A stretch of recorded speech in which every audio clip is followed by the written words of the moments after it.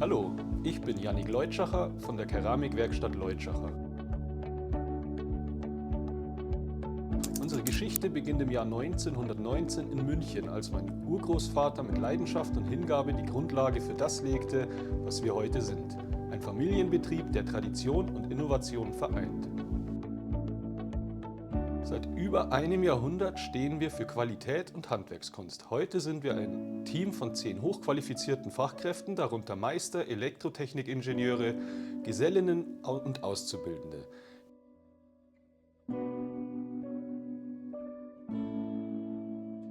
Gemeinsam teilen wir eine Vision, Räume mit einzigartigen und langlebigen Designs zu bereichern.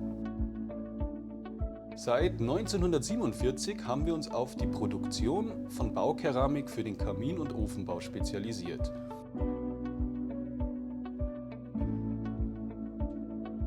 Beim Projekt in Erkheim ist ein Kunde auf uns zugekommen, der mit seinem Ofenbauer vor Ort ein neues Musterhaus gestalten wollte. Dafür hat es einen ganz besonderen Ofen gebraucht.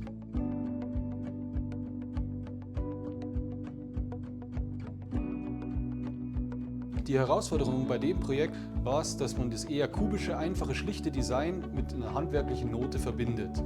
Dafür haben wir zusammen mit dem Kunden, das war ein Innenarchitekt, verschiedene Motive entwickelt, die wir auf die Kacheln prägen konnten.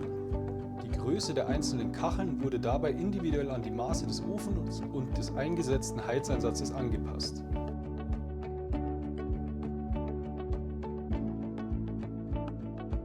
Wie bei unseren Sonderanfertigungen immer üblich, haben wir auch in dem Fall die Kacheln genau an die Größe des Ofens angepasst und haben so jeden Wunsch des Kunden bis ins Detail berücksichtigen können.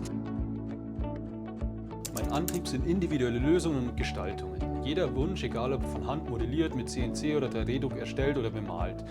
Wir wollen alle Techniken nutzen, aber unter der Bedingung, dass das Endprodukt handgefertigt ist, nicht einfach nur flüssiger Ton in eine Form gegossen. Unsere Baukeramik ermöglicht es, Öfen und Kamine nicht nur funktional, sondern auch individuell ansprechend zu gestalten.